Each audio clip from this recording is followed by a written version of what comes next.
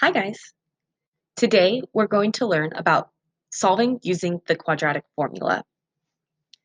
So far we have learned how to solve by factoring, which is what we learned last week.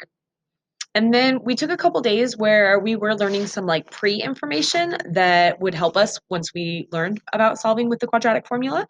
So we learned about simplifying radicals and we learned about the discriminant. But today we're going to move on back into our actual like solving of problems. So before we solve using the quadratic formula, we need to know what the quadratic formula is. Now you've seen this before in your Algebra 1 class, but I realize that that's been a while, so we're going to relearn it. You do need to memorize the quadratic formula. It's an important formula to know. And so I'm going to tell you a story to help you memorize the quadratic formula. And then I will also be singing the quadratic formula again, just to help you with your memorization. So the story goes that there was a negative boy who couldn't decide whether or not to go to a radical party. The boy was square, so he couldn't get four awesome chicks. And the party was all over at 2 a.m. So all of the purple parts are what help you figure out what the quadratic formula is. So negative boy is negative b, couldn't decide is a plus or minus sign. A plus or minus sign is going to give us our two answers. We're going to do the problem once by adding and once by subtracting. Radical, we learned, was just a more generic way of saying a square root. The boy was squared, so b squared. So he couldn't minus get four awesome chicks, 4ac. And it was all over, and this is a really big thing, like you have to have the entire fraction bar. If you don't draw your fraction bar big enough, it's not technically correct. All over at 2 a.m., so 2a. All right, so if you need to pause the video to write down the story, if the story helps you, you can write it down. You definitely have to write down the quadratic formula. And this is a way of us solving for x, so an alternate way of solving for x. So when you can't factor, this is a good alternate method. You can also, if it helps, sing or hum a song to remember the quadratic formula. And the song goes to the tune of Pop Goes the Weasel. I apologize in advance for my singing, but here it goes. So to help you memorize, x is equal to negative b plus or minus square root b squared minus 4ac all over 2a. And so that can help you, again, memorize your quadratic formula. So, let's use it to solve a quadratic equation. All right, so here's our first example. So we want to solve 2x squared minus 2 equals 3x. And we talked yesterday in our discriminant video about how you have to have this in standard form. So it has to be ax squared plus bx plus c equals 0. And this equation currently is not in standard form. So the first thing I should do is I should subtract the 3x over to the other side. I do want to put it right in the middle so that it's in that descending order. So this is the equation that I'm actually going to use. From this equation, my a is 2, my b is negative 3, and my c is negative 2. I find it helpful to write those out so that when I am saying the quadratic formula in my head, right, when I say negative b, I can very quickly look and see like, oh, well, b is negative 3. It just helps me out a little bit with the substituting. All right, so I'm going to do the story because it takes me longer to say the story, and then that gives me enough time to write everything down. So a negative boy, notice the double negative, the negative from the story and the negative because the number was negative, okay? Negative boy couldn't decide whether or not to go to a radical party. The boy was square, so he couldn't get four awesome chicks, and it was all over at 2 a.m.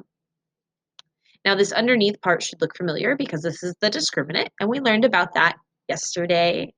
We also talked very specifically yesterday about putting your negative numbers inside of parentheses so that if you are relying on your calculator to do your work for you, your calculator understands what you want it to do.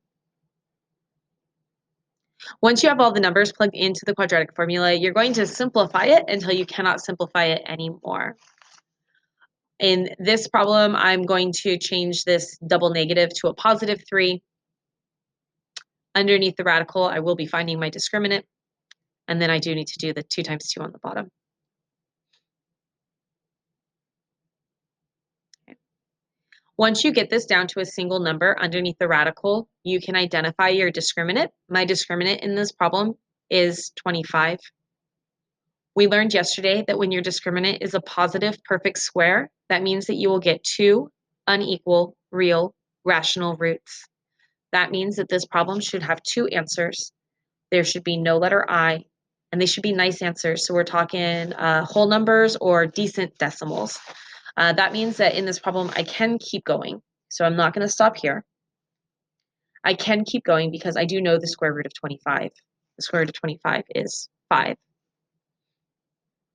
At this point in time, since I have all just regular numbers and I no longer have a radical symbol, I'm going to take this fraction and I'm going to split it into the two math problems. So the two math problems comes from that plus or minus sign. So one of the math problems is with just the plus sign, and then the second math problem is with just the minus sign. And that's how we're going to get the two answers, right? It says two unequal rational roots.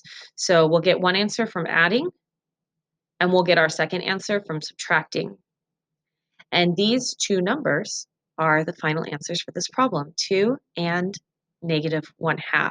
Remember to write your answers in the curly brackets and not in parentheses. These are both representing the letter X. All right.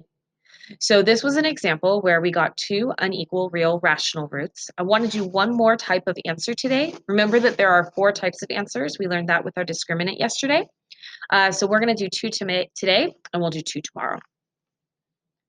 All right, so here's our second example for today. For this one, we already have it in standard form, so that's great. So we can find our A is 3, and our B is that invisible, there's like an invisible 1 in front of the X, so our B is 1. Make sure your A, B, and C are numbers, so never put a letter X for your A, B, or C. And then my C is -1. And we're solving for X, so it's X is equal to, and then we say the story. A negative boy couldn't decide whether or not to go to a radical party. The boy was square, so he couldn't get 4 awesome chicks. And the party was all over at 2 a.m. In this problem, I only have 2 places where there's calculations required. Underneath the radical, I'll need to calculate my discriminant, and then I do need to multiply the 2 times the 3 on the bottom. This -1 will stay a -1 since there's only one negative sign.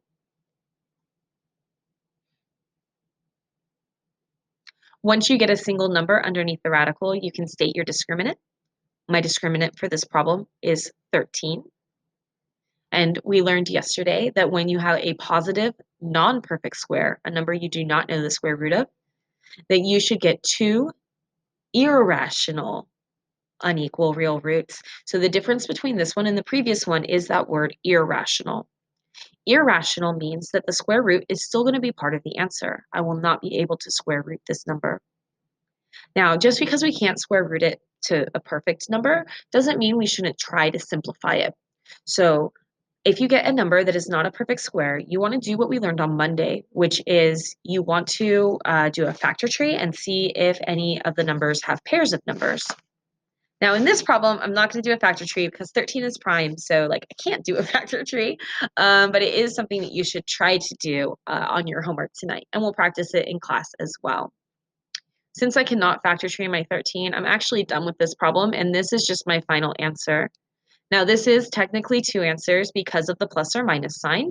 So one of the answers is -1 plus rad 13 all over 6, and then the second answer is -1 minus rad 13 all over 6. They are irrational because there's a square root in the answer. They are not equal because adding and subtracting will not get us the same answer. And they are real because there's no letter I. These are the 2 types of answers that you can get on tonight's homework. You can get rational numbers, so whole numbers or fractions, and then you can get irrational, so something that still has a square root in the answer. This concludes today's video.